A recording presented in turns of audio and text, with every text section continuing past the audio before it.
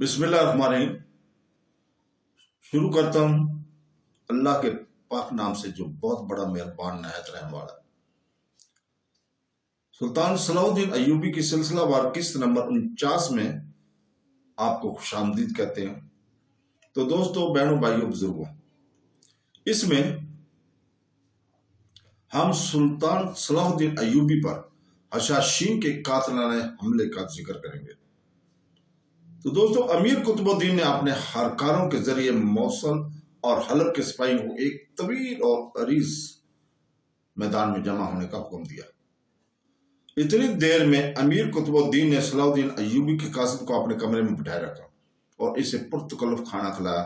پھر جب سیف الدین کی ساری فوج میدان میں جمع ہو گئی تو امیر قطب الدین بن حسان صلاح الدین ایوبی کے قاصد کو لے کر اپنے مکان سے نکلا۔ کچھ دیر بعد دونوں گھوڑے میدان کے قریب پہنچ گئے، جہاں حد نظر تک سیف الدین کے سپاہیوں کی سر نظر آ رہے تھے۔ امیر قطب الدین بن حسان نے بڑے متکبرانہ انداز میں اپنی شمشیر بے نیام کی اور پھر تلوار سے میدان کی طرف اشارہ کرتے ہوئے کہا، تم ہمارے جان بازوں کا یہ جم خوفیر دیکھ رہے ہو؟ امیر قطب الدین بن حسان کا خیال تھا کہ صلاح الدین ایوبی کا قاصد یہ منظر دیکھ کر گھبرا جائے گا، لیکن یا اس کے چہرے پر سراسمی کے احساس نمایاں ہو جائیں گے۔ مگر اس شخص نے بے نیازہ نہ کہا، میدان جنگ میں فوج ہی ہوتی ہے، یہ کوئی عجیب منظر تو نہیں جسے آپ کے امیر سیف الدین مجھے بطور خاص دکھانا چاہتے تھے۔ صلاح الدین ایوبی کے قاصد کی اس بے نیازی پر امیر قطب الدین بن حسان جل اٹھا۔ امیر سیف الدین یہ چاہتے تھے کہ تو ہمارے جان بازوں کا شمار کر لے اور صلاح الدین کو جا کر بتا دے کہ اس کے واپس جانے میں ہی عافیت ہے۔ میں آپ کا پیغام بھی اپنے امیر تک پہنچا دوں گا۔ قاصد کے سکون اور اطمینان میں کوئی فرق نہیں آ رہا تھا۔ اس کا یہ طرز عمل دیکھ کر امیر قطب الدین بن حسان مزید غضبناک ہو گیا۔ کیا تیرے امیر کی مٹھی بھر سپاہی اس لشکر جرار کا مقابلہ کر سکتے ہیں؟ امیر قطب الدین کے غصے کا مظاہرہ دیکھ کر قاصد پہلی بار مسکرایا۔ امیر محترم، ہمیں سلطان عادل کے زمانے کا واقعہ سناتے تھے۔ قاصد کے لہجے میں سے غیر معمولی سکون چلک رہا تھا۔ امیر محترم کا کہنا ہے کہ سلطان نور الدین زنگی کے چند ہزار سپاہیوں نے دوسری صلیبی جنگ میں کئی لاکھ عیسائی سپاہیوں کو شکست فاش دی تھی۔ امیر قطب الدین بن حسان قاصد کے اس طنز کو برداشت نہ کر سکے۔ اس نے بڑے شائستہ انداز میں سیف الدین کی افواج کارا کا مذاق اڑایا رہا تھا۔ بدبخت اور سلطان عادل تھے۔ امیر قطب الدین بن حسان نے بدہزیانی انداز میں چیختے ہوئے کہا، ان کی شجاعت اور احسان کا مقابلہ ایک غلام زادے سے کر رہے ہو؟ قاصد عینی اعصاب کا مالک تھا اور سبیر کو ایسا ہی ہونا چاہیے۔ اس نے مسکراتے ہوئے کہا، تم لوگ جسے بار بار غلام کہہ کر اپنی آتشیں حسد کو ٹھنڈا کرتے ہو، وہ غلام بھی تو سلطان عادل کا تربیت یافتہ ہے۔ اس میں اپنے آقا کی کچھ صفات تو آئیں گی۔ قاصد کے اس جواب کے بعد امیر قطب الدین بن حسان ایک لمحے کے لیے بھی نہ ٹھہر سکا اور صلاح الدین ایوبی کے لیے انتہائی غیر مہذبانہ الفاظ استعمال کرتے ہوئے چلا گیا۔ قاصد کچھ دیر تک امیر قطب الدین کے گھوڑے کو جاتے ہوئے دیکھتا رہا۔ پھر اس نے اس میدان میں نظر ڈالی جہاں سیف الدین کے بقول اس کی افواج کارا جمع تھی۔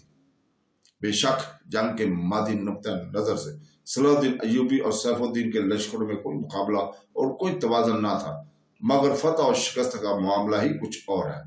صلاح الدین ایوبی کے قاصد نے میدان پر آخری نظر ڈالی اور قرآن حکیم کی یہ آیت پڑھتا ہوا اپنے لشکر کی طرف چلا گیا، جس کا ترجمہ ہے، اللہ کا حکم ہر شے پر غالب ہے۔ سیف الدین کا طرز عمل حلب اور موصل کی فوجوں کے اجتماع، محفل رقص اور سرور الغرض، قاصد نے تمام واقعات کی تفصیل صلاح الدین ایوبی کی گوش گزار کر دی۔ والی مصر نے 3 دن تک اپنے مورچے بھی درست کیے اور اپنے دونوں مشترکہ دشمنوں کے حملے کا انتظار کرنے لگا، مگر جب سیف الدین اور سلطان ملک صالح کے لشکروں نے کوئی پیش قدمی نہیں کی تو سلطان صلاح الدین کو اندازہ ہو گیا کہ سیف الدین میں آگے بڑھ کر حملہ کرنے کی ہمت نہیں، ورنہ اب تک وہ پیش قدمی کر چکا ہوتا۔ آخر وہ فیصلہ کن لمحہ آ گیا۔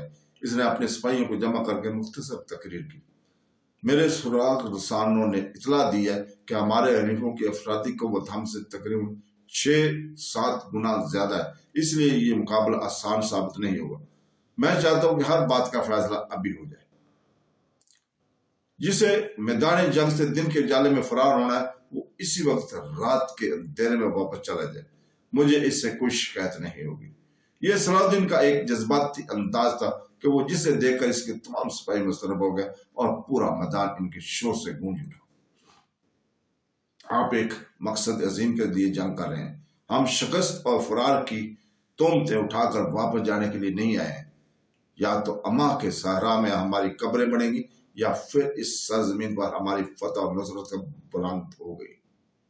اپنے سپاہیوں کا جوابی نعرہ سن کر صلاح الدین ایوبی کے ہونٹوں پر ایک آسودہ مسکراہٹ ابھر آئی۔ پھر انہوں نے دایاں ہاتھ فضا میں بلند کرتے ہوئے کہا، ہم سب اللہ کی رحمتیں سایہ فغن اور وہ ہمارے ناتواں مقدموں کو میدان جنگ میں کوئی گراں سے بھی زیادہ استقامت دے۔ اس رات صلاح الدین ایوبی ایک لمحے کے لیے بھی نہ سو سکا، سخت زمین کے بستر پر لیٹا، جنگ کی منصوبہ بندی کرتا رہا، پھر تہجد کی نماز ادا کر کے سجدے کی حالت میں گرہ گزاری کرتا رہا۔ اے دلوں کا حال جاننے والے، تجھ پر وہ باتیں بھی روشن ہیں جو ابھی ہمارے ذہن میں پیدا بھی نہیں ہوئی۔ اگر میں غلطی پر ہوں تو مجھے غیب سے یقین دلا دے کہ تاکہ میں تیرے بندوں کو ہلاکت میں ڈالے بغیر واپس چلا جاؤں، اور اگر میں حق کے اوپر ہوں تو مجھے ان منافق مسلمانوں اور تمام دشمنان اسلام پر غلبہ عطا کر۔ سجدے کی حالت میں یہی دعا کرتے کرتے کچھ دیر کے لیے صلاح الدین ایوبی کی آنکھ لا گئی۔ پھر اس نے خواب میں ایک عجیب منظر دیکھا۔ سورج نصف انہار پر ہے اور اپنی پوری آفتاب کے ساتھ چمک رہا ہے، پھر اچانک سورج اپنے محور سے ہٹ کر زمین کی طرف سفر کرنے لگتا ہے، یہاں تک کہ وہ ہما کے صحرا میں اتر آتا ہے۔ پھر سورج کا رخ اس طرف ہوتا ہے جہاں صلاح الدین ایوبی کا لشکر پڑاؤ ڈالے ہوئے ہے۔ بلاخر خورشید زیاں بار صلاح الدین ایوبی کے خیمے میں داخل ہو جاتا ہے جہاں والی مصر زمین پر سو رہے ہیں۔ تو دوستو، سورج اور قریب آتا ہے، پھر سورج اور صلاح الدین ایوبی کے درمیان برائے نام فاصلہ رہ جاتا ہے۔ پھر سورج کی تپش سے گھبرا کر صلاح الدین ایوبی کی آنکھ کھل جاتی ہے، وہ بستر سے اٹھ کر بیٹھ جاتا ہے۔ سلسلہ خواب ٹوٹا تو صلاح الدین ایوبی نے اپنے آپ کو سجدہ کی حالت میں پایا۔ پھر اس نے اس خواب کی یہی تعبیر لی کہ انشاءاللہ اسے اپنے حریفوں اور دشمنوں پر فتح حاصل ہوگی۔ دوسری طرف والی موصل سیف الدین کے خیمے میں بھی شب بیداری کا سما تھا، بس فرق اتنا تھا کہ والی مصر صلاح الدین ایوبی گرہ گزاری کرتے ہوئے فعال کے حقیقی سے استعانت طلب کر رہے تھے، اور سیف الدین اپنے عمرہ کے ساتھ کسی خوبصورت مطربہ کا نغمہ دلنواز سن رہے تھے۔ بعض روایتوں کے مطابق ہنگامہ، رقص اور سرور کے ساتھ شغل جام کا سلسلہ بھی جاری تھا۔ اعتراض کرنے والے کہہ سکتے ہیں کہ جب والی موصل سیف الدین حالت جنگ میں تھا تو اسے نغمہ اور رقص اور شراب نوشی کی محفل سجانے کی کیا ضرورت تھی؟ تاریخی حوالے سے اس سوال کا ایک ہی جواب ہے کہ امیر قطب الدین اور دوسرے عمرا نے سیف الدین کو یقین دلایا تھا کہ صلاح الدین ایوبی محض دھمکیوں سے کام لے رہا ہے۔ اگر وہ حملے کی صلاحیت رکھتا ہوتا تو اب تک لشکر وہاں حملہ کر چکا ہوتا۔ سیف الدین کے اس اطمینان کی دوسری وجہ کہ فوج اور سامان جنگ کی کثرت تھی۔ صلاح الدین ایوبی نے نماز فجر ادا کی اور اپنے لشکر کو یلغار کا حکم دیا۔ ہراول دستے کی قیادت خود صلاح الدین ایوبی کر رہا تھا۔ قلب میں اس کا سالار عبداللہ قریشی تھا اور اس کے دونوں چھوٹے بھائی ملک عادل اور تقی الدین عمر فوج کے سب سے پچھلے دستے میں شامل تھے۔ عام طور پر ساری دنیا میں جنگ کا یہ روایتی طریقہ رائج ہے کہ اگر کوئی بادشاہ یا حکمران مار کا آرائی میں شریک ہوتا ہے تو وہ اپنے لشکر کے قلب میں رکھتا ہے۔ اگر صلاح الدین ایوبی کے ساتھ فوج کے ہراول دستے میں شامل ہوا تھا تو اس کے سپاہیوں کے حوصلے بلند رہے اور دشمن سے نمرداں ہوتے ہوئے اس صورتحال کو نظر میں رکھیں کہ ان کا امیر سب سے آگے یعنی موت کے منہ میں ہے۔ پھر جب گھوڑوں کے سموں سے اٹھنے والے غبار نے آسمان کو دھندلا کر دیا تو والی موصل سیف الدین کے سر سے طاقت کا خمار اتر گیا اور ایسے یقین آ گیا کہ والی مصر کے تہوار خطرناک ہے۔ پھر حلب اور موصل کا مشترکہ لشکر جنگ کے نعرے بجاتا ہوا بڑی دھوم دھام سے آگے بڑھا، یہاں تک کہ بیت السراب کے قریب دونوں فوجیں آپس میں مصادم ہو گئی۔ تقریباً 2 گھنٹے تک سیف الدین کے لشکر نے صلاح الدین ایوبی کی مختلف فوج کو جم کر مقابلہ کیا، مگر جیسے جیسے وقت گزرتا جا رہا تھا، موصلی اور حلبی سپاہیوں کی سانسیں پھولنے لگی اور بھاری تلواریں چلاتے ہوئے باز دست پڑنے لگے۔ اس کے بنیادی وجہ یہ تھی کہ سیف الدین کی طرح اس کے سپاہی کی اکثریت بھی عیش پرست اور شراب نوشی تھی۔ وہ لوگ جنگی مشقوں اور جسمانی ورزشوں سے جی چراتے تھے، نتیجہ وہ تھوڑی ہی دیر میں تھک گئے اور پھر جانے بچانے کے لیے میدان جنگ سے فرار ہو گئے۔ اپنے سپاہیوں کی حالت دیکھ کر صفی الدین اور اس کے عمرہ بھی صلاح الدین ایوبی کا مقابلہ کرنے کے بجائے میدان کارزار سے بھاگ کھڑے ہوئے۔ اس افراتفری اور بدحواسی کے عالم میں ہزاروں موصلی اور حلبی سپاہی اس طرح گرفتار کر لی گئے جیسے فوجی نہ ہوں، اپنے ریوڑ سے بھٹکی ہوئی بھیڑ بکریاں۔ صلاح الدین ایوبی کے پرجوش سپاہی دور تک طاقم کر کے سیف الدین کے مغرور فوجیوں کو قتل کر دینا چاہتے تھے، مگر صلاح الدین ایوبی کا سختی سے حکم تھا کہ بھاگنے والوں کا پیچھا نہ کیا جائے، آخر وہ بھی ہمارے کلمہ گو بھائی ہیں۔ بدقسمتی سے اپنے ظالم حکمرانوں کے فریم میں آ گئے۔ پھر صلاح الدین ایوبی حق تعالیٰ کی کبریائی بیان کرتے ہوئے فاتحانہ حسین سے ہما کے قلعے میں داخل ہوا۔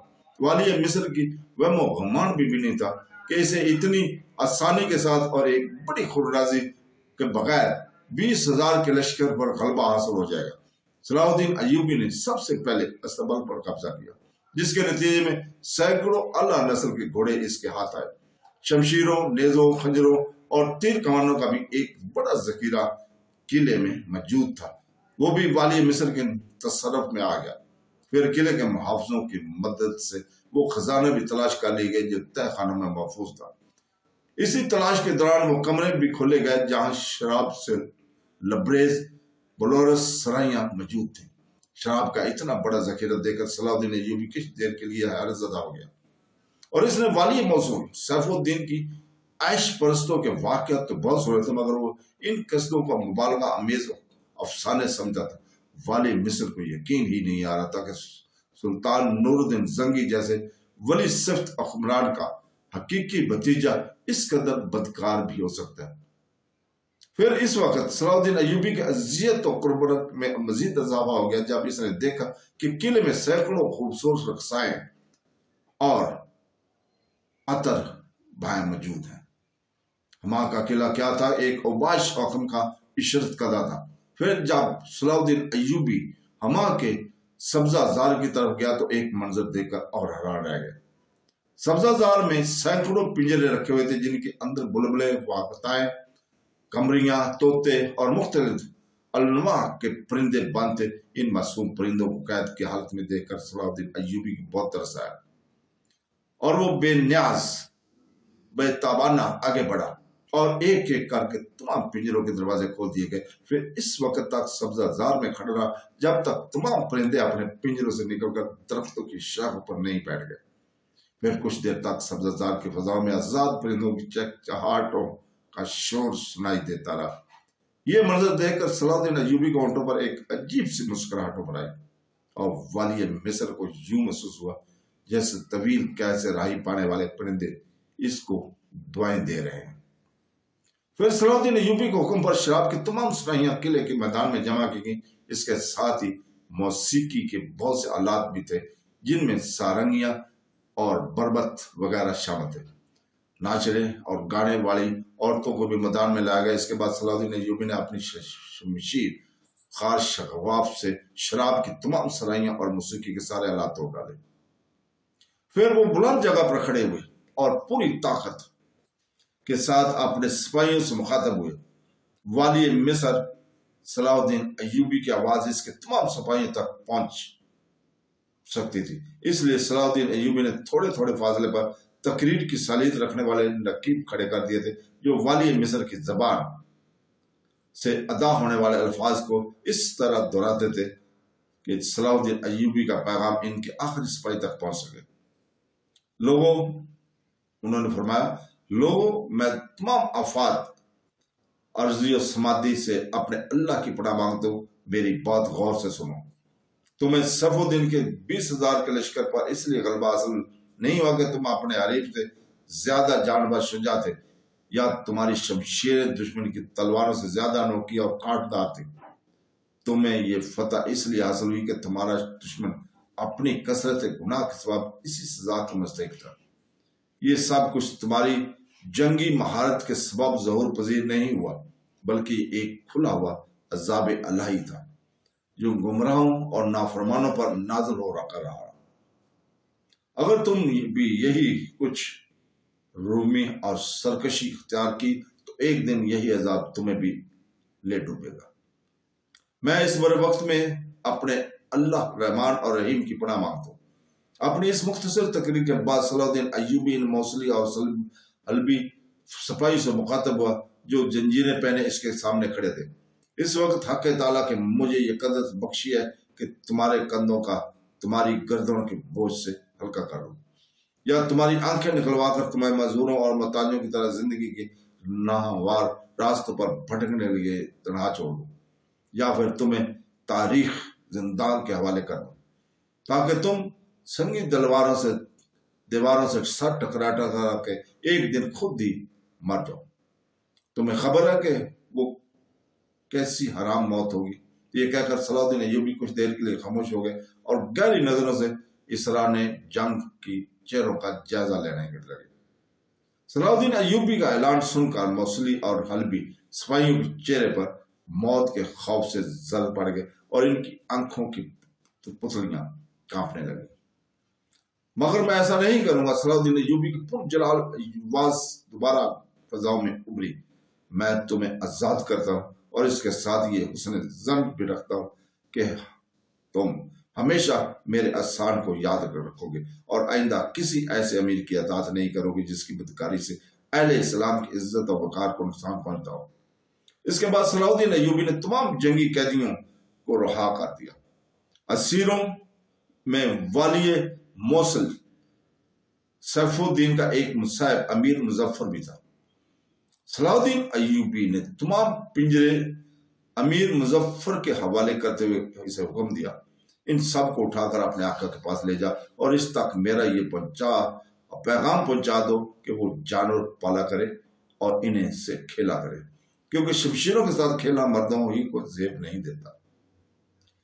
اس کے بعد صلاح الدین ایوبی نے اپنی جنگی ترجیحات میں اس منصوبے کو سر فہرست رکھا کہ پہلے سلطان ملک صالح پر قابو پایا جائے تاکہ آئندہ حلب اور موصل کی فوجیں کسی محاذ پر یکجا نہ ہو سکیں۔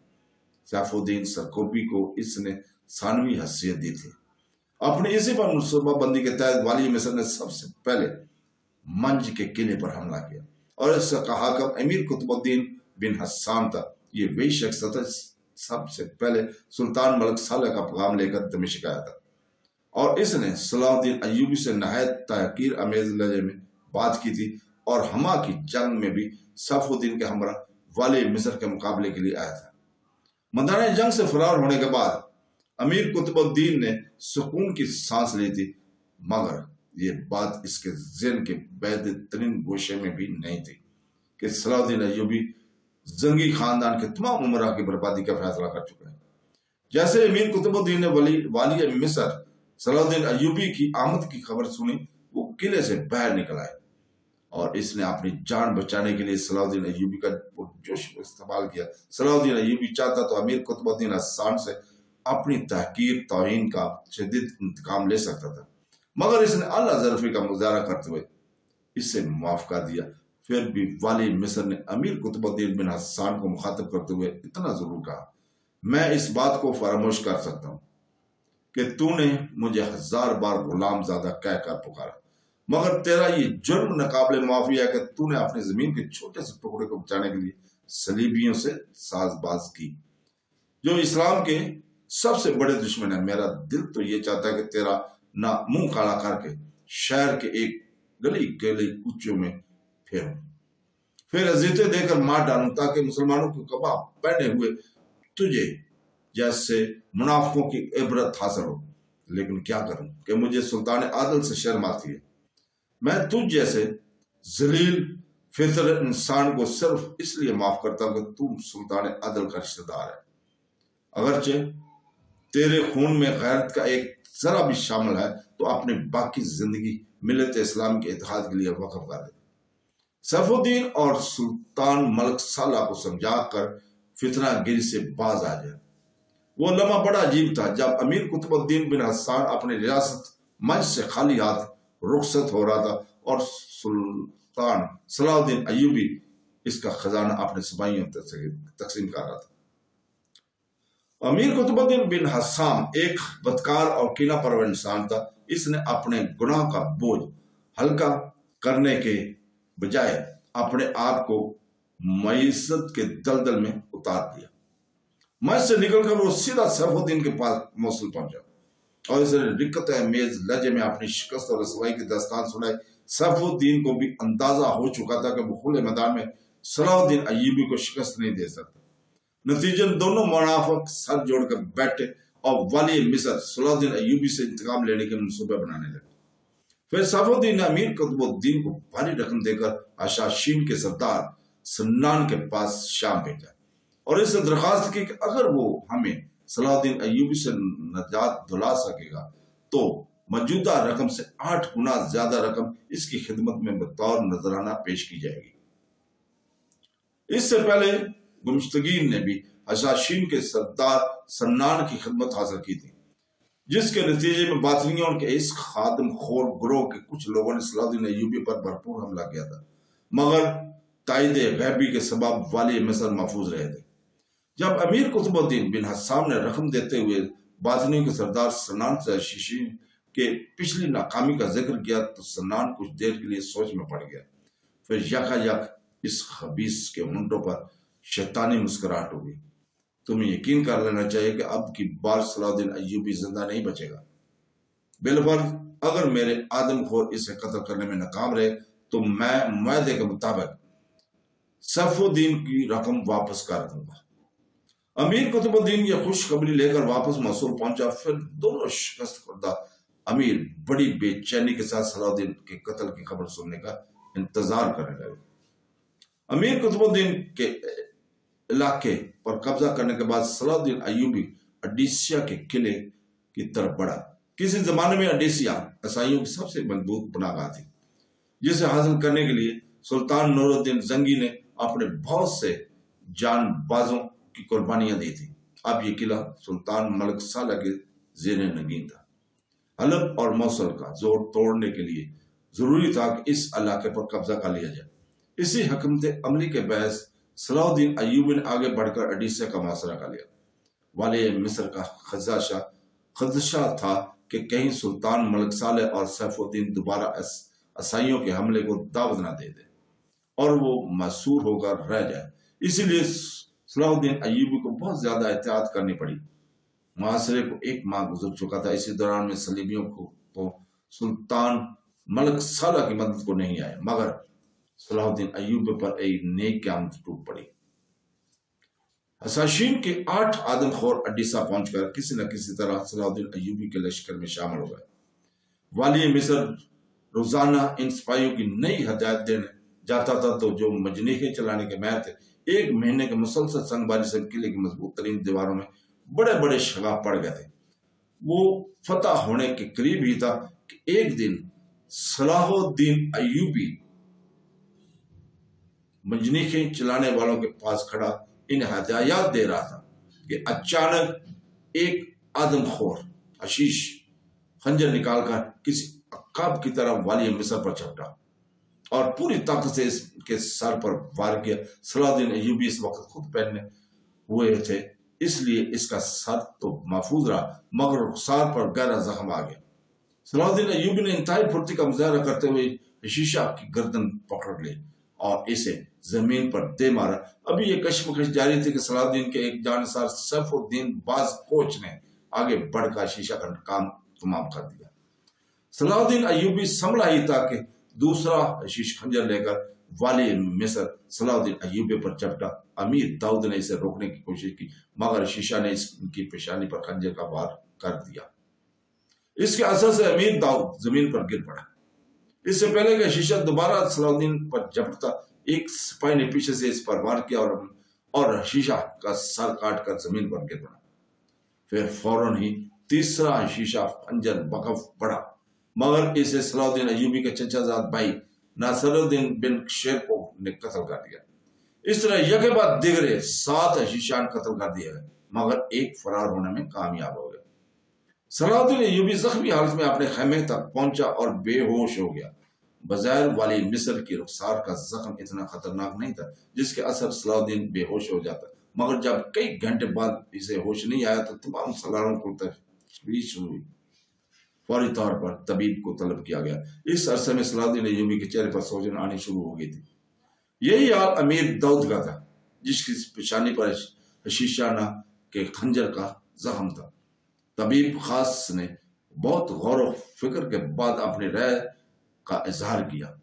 بڑھتی سوجن سے اندازہ ہوتا ہے کہ خنجر زہر روپ تھا۔ طبیب کی تشخیص سن کر تمام سالار گھبرا گئے۔ کیا تمہارے پاس اس زہر کا تریاق ہے؟ صلاح الدین ایوبی کے چھوٹے بھائی ملک عادل نے بدواسی کے لہجے میں کہا، میں نہیں جانتا کہ کون سا زہر استعمال کیا گیا۔ خطیب بھی پریشان نظر آ رہے تھے۔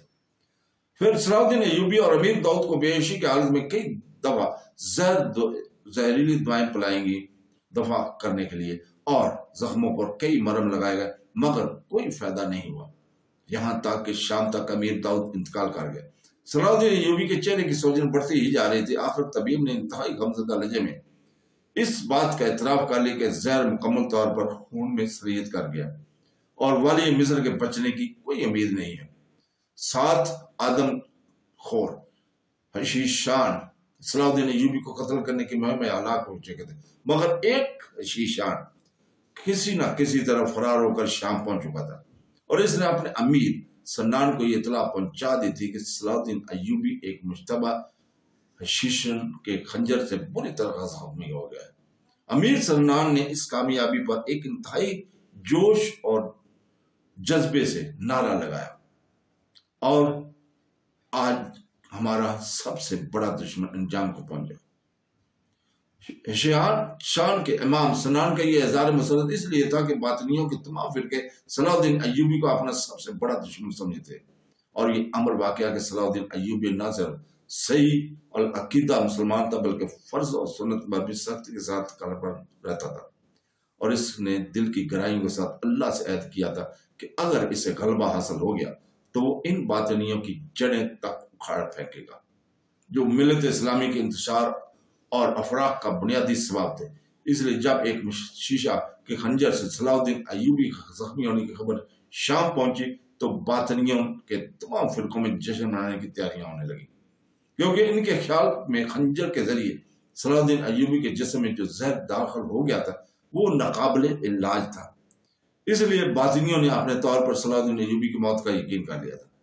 پھر اس خبر کو شیشان کے امام سنان نے والی موصل اور سلطان ملک سالہ کے درباروں تک بھی پہنچا دیا تھا، اور دونوں حاکموں کو سلطان صلاح الدین ایوبی کی پیشگی مبارکباد دیتی تھی۔ اس طرح موصل اور حلب میں بھی جشن کا سما تھا۔ سیف الدین اور سلطان ملک سالہ حال گزرتے ہوئے لمحے کے ساتھ والی مصر کی موت کی خبر کے منتظر تھے۔ تو دوستو، اس کے ساتھ ہی اجازت چاہتے ہیں کل تک کے لیے۔ کل انشاءاللہ تعالی ہم 50ویں قسط کو پیش کریں گے۔ اللہ حافظ۔